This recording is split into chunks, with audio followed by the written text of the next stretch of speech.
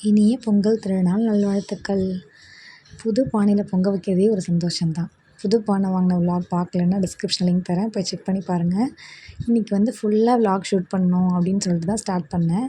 But குட்டீஸ் வந்து ரொம்ப அழுதுகிட்டே இருக்கிறதுனால என்னால் ஒன்றுமே பண்ண முடியல. பொங்கல் வைக்கிறதே ரொம்ப பாடாயிடுச்சு. ஸோ பிள்ளைங்கள மாற்றி மாற்றி தூக்கி வச்சுக்கிட்டே தான் அன்றைக்கி பொங்கலே செய்கிற மாதிரி இருந்துச்சு. ஒரு வழியாக இப்படியே பொங்கல் பொங்கிட்டு வச்சு படைக்கிறதுக்கு போயிட்டோம். குட்டு வந்து இது தலை பொங்கல் இல்லையா, ரொம்ப குட்டி குட்டுவாக இருக்காங்க. அவங்களுக்கு விவரம் தெரியாது. ஸோ கிளிப்ஸ் இருந்துச்சுன்னா கண்டிப்பாக அவங்க ஃப்யூச்சரில் பார்ப்பாங்க அப்படின்னு நினச்சிக்கிட்டு தான் நான் அந்த வீடியோ எடிட் பண்ணிகிட்ருந்தேன். இங்கே வந்து சாமி ரொம்ப சிம்பிளாக ரெடி பண்ணிவிட்டு கீழே வந்து படையலுக்கு எல்லாமே எடுத்து வச்சாச்சு. எங்களுக்கு மாட்டு பொங்கலுக்கு வந்து நெக்ஸ்ட் டே நான்வெஜ் தான் செஞ்சோம். பட் பசங்களை வச்சுக்கிட்டு ஒரு கிளிப் கூட சுத்தமாக எடுக்க முடியல. அன்றைக்கி டே வந்து ஹாஃப் டே ரொம்ப பிஸியாக போச்சு, ஹாஃப் டே வந்து ஃபுல்லாக ரெஸ்ட்டில் போச்சு. ஸோ இன்றைக்கி வந்து கன்னி பொங்கல். இன்றைக்கி வந்து நாங்கள் எல்லோரும் ஃப்ரெண்ட்ஸ் பார்க்கலாம் அப்படின்னு சொல்லிட்டு தான் ஒரு மீட்டப் மாதிரி பிளான் பண்ணியிருந்தோம். எப்போதும் போல் கேர்ள்ஸ் மீட்டப் மாதிரி ரொம்ப நாள் பிளான் பண்ணி 2024 பண்ணது ஒரு வழியாக 2025 எக்ஸிக்யூட் ஆச்சு அப்படிங்கிற மாதிரி இருந்துச்சு. என்னோடய ஃப்ரெண்டோட வீட்டுக்கு போகலாம் அப்படின்னு தான் பிளான் பண்ணோம். ஏன்னா பசங்களை வச்சுட்டு வேறு எங்கேயும் அவுட்டிங் அப்படின்னா ஃபுல் டேக்கு செட் ஆகாது அப்படிங்கிறதுனால இங்கே மார்னிங் வந்து எங்கள் வீட்டுக்கு போயிட்டோம். நேராக எங்கள் வீட்டுக்கு போனோன்னே காலையிலேயே 8:30க்கெலாம் சுட சுட பிரியாணி சூப்பராக என் தங்கச்சி செஞ்சு வச்சுருந்தா. ஸோ அங்கே போய்ட்டு எங்களோட பிரேக்ஃபாஸ்ட் முடிச்சிட்டோம். தர்ஷு குட்டியும் உட்காந்து ஜாலியாக சாப்பிட்டு என்ஜாய் பண்ணிட்டுருந்தாங்க. அகல்யா அக்ஷயா பற்றி உங்களுக்கு ப்ரீவியஸ் விலாகில் சொல்லியிருப்பேன். என்னோடய ஸ்கூல் டேஸ்லேருந்து எனக்கு ஃப்ரெண்ட்ஸு. ஃபுல் விலாகாகவே அவங்கள பற்றி போட்டிருக்கேன். நீங்கள் பார்க்கலன்னா அந்த லிங்க்கும் டிஸ்கிரிப்ஷனில் சென்ட் பண்ணியிருக்கேன், பாருங்கள். பசங்களை தனியாக வச்சுட்டு என்னால் மட்டும் போக முடியாதுல்ல, அதனால் வினோவும் என் கூட ஜாயின் பண்ணிக்கிட்டாங்க. அவங்களும் ஜாலியாக ஃபன் பண்ணிக்கிட்டு எங்களோட வந்துட்டு இருந்தாங்க. இங்கேருந்து நாங்கள் அகல்யா வீட்டுக்கு டேரெக்டாக போயிடலாம் அப்படின்ட்டு தான் பிளானு.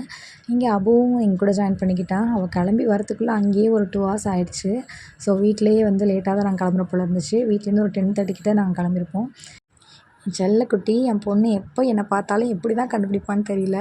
கரெக்டாக வந்து என்கிட்ட ஒட்டிப்பா. எப்படி இவ்வளோ கேப் விட்டாலும் ஞாபகம் வச்சுருப்பா அப்படின்ட்டு தான் தெரில, நினச்சிட்டே இருப்பா போல இருக்குது. அடு வந்து ஆல்வேஸ் சித்தி செல்லம்.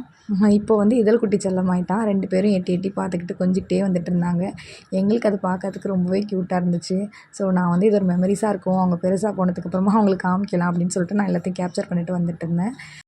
இங்கே வந்து பார்த்திங்கன்னா நாங்கள் வர வழியெல்லாம் ஃபுல்லாக பொங்கல் விழாவாக நடந்துகிட்டு இருந்துச்சு. வண்டி நிறுத்தி நிறுத்தி நிறுத்தி வந்துட்டுருந்தோம். தென் அக்ஷயாவும் வழியில் அப்படியே பிக்கப் பண்ணியாச்சு. பாருங்கள் எத்தனை இடத்துல வண்டி ஸ்டாப் ஆகிட்டே போகுதுன்ட்டு. ரோடை பிளாக் பண்ணி எல்லாம் விளையாட்டு போட்டிலாம் நடத்திட்டு இருந்தாங்க. இங்கே வரவேற்புலாம் பலமாக இருந்துச்சு. ரொம்ப நாள் கழிச்சு அகல்யாவை பார்க்குறேன், ரொம்ப சந்தோஷமாக இருந்துச்சு.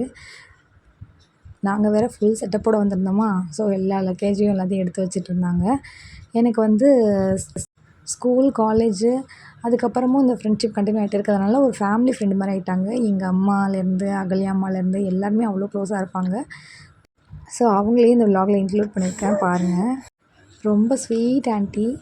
அங்கிள் வந்து ரிட்டையர்டு போலீஸ் ஆஃபீஸர், இப்போ பாலிடிக்ஸில் இருக்காங்க. வீட்டுக்குள்ளே வந்த உடனே நம்ம அட்டுக்குட்டி வந்து டாப்பில் ஒரு மியாவ் இருந்துச்சு, அதை பார்த்துட்டாங்க. பார்த்துட்டு மியாவ் மியாவுன்னு சொல்லி கேட்டுட்டு இருந்தாங்க. எல்லோரும் சேர்ந்து வீடே ரொம்ப சவுண்டாக கலகலன்னு இருக்கிற மாதிரி இருந்துச்சு. இந்த மாதிரி ஒரு ட்ரிப்பை தான் நாங்கள் ஆசைப்பட்டோம் அப்படிங்கிற மாதிரி பயங்கரமாக என்ஜாய் பண்ணிருந்தோம். வீட்டுக்குள்ளே வந்ததுக்கப்புறமா காஃபியெல்லாம் குடிச்சிட்டு கொஞ்சம் நேரம் உட்காந்து பேசிகிட்டு இருந்தோம். ஸோ அதுக்கப்புறம் வந்து நாங்கள் பிளான் பண்ணி வந்ததே நல்ல கதை பேசணும், நிறைய ரீல்ஸ் எடுக்கணும் அப்படின்னு சொல்லிட்டு தான். ஸோ அதுக்கு இந்த இடம் செட் ஆகாது அப்படின்ட்டு நாங்கள் மாடி கிளம்பி போயிட்டோம்.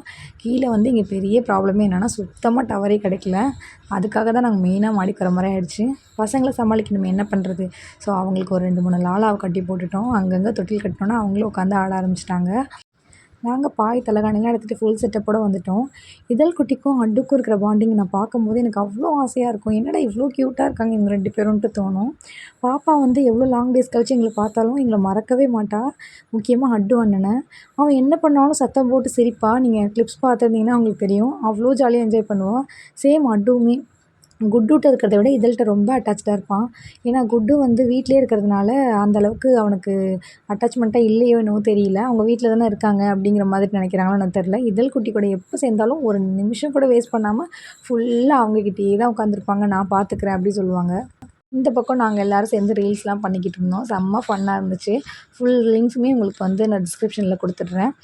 இடையில வந்து பிரேக் வேறு. ஸோ எனர்ஜி ஏற்றிட்டுருக்காங்க இங்கே. நான் அதை ஃபன் பண்ணிவிட்டு வீடியோ எடுத்துகிட்டு இருந்தேன். செம்ம ஜாலியாக இருந்துச்சு. நம்ம தர்ஷு வந்து நாங்கள் பண்ணுற சேட்டையை பார்த்து ரொம்ப டயர்டாகி ஒரு ஓரமாக போய் உட்காந்துட்டாங்க, அட போங்கடான்ட்டு. ஸோ நாங்களே எல்லாமே முடிச்சுட்டு கொஞ்ச நேரம் ரிலாக்ஸ் பண்ணிட்டு கதை அடிச்சுட்டு இருந்தோம். இன்னும் வந்து கீழே தான் வெயிட் பண்ணிட்டுருந்தாங்க. ஸோ அவங்க வரலைன்னா இந்த ட்ரிப் இப்படி இருந்திருக்காது. அவங்களுக்கு தான் நான் ஃபஸ்ட்டு தேங்க்ஸ் சொல்லணும். அவங்க நான் எங்கே போனாலும் என்னை கூட்டிகிட்டு போவாங்க.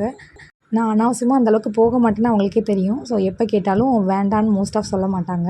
நம்ம மட்டும் லாலால உட்காந்து ஆடிக்கிடி முடிச்சுட்டு எல்லோரும் கீழே இறங்கி வந்தப்போ பார்த்தா ஆன்ட்டி அதுக்குள்ளே சாப்பாடெல்லாம் ரெடி பண்ணி வச்சுட்டாங்க. இங்கே வந்து மட்டன், ஃபிஷ்ஷு எல்லாமே இருந்துச்சு. சாப்பிட்டு முடிச்சதுக்கப்புறம் தான் நான் கிளிப்ஸ் எடுத்தேன். வந்து உட்காந்தோடனே சாப்பிட ஆரம்பிச்சிட்டேன். அது வரைக்கும் பசங்களை வந்து அக்ஷயாவும் அகல்யாவும் மாற்றி மாற்றி தூக்கி வச்சுட்ருந்தாங்க. தென் ரெடி ஆகிட்டு நானும் அப்புவும் எங்களோட பாட்டி வீட்டுக்கு கிளம்பிட்டோம். நெக்ஸ்ட் விலாகில் அதை கண்டினியூ பண்ணுறேன். இந்த வீடியோ உங்களுக்கு பிடிச்சிருந்துச்சின்னா வீடியோக்கு ஒரு லைக் கொடுத்துட்டு சேனலை சப்ஸ்கிரைப் பண்ணிக்கோங்க. நெக்ஸ்ட் விலாக்கு எங்கள் பாட்டி வீட்டிலேருந்து அப்படியே கண்டினியூ பண்ணலாம். See you.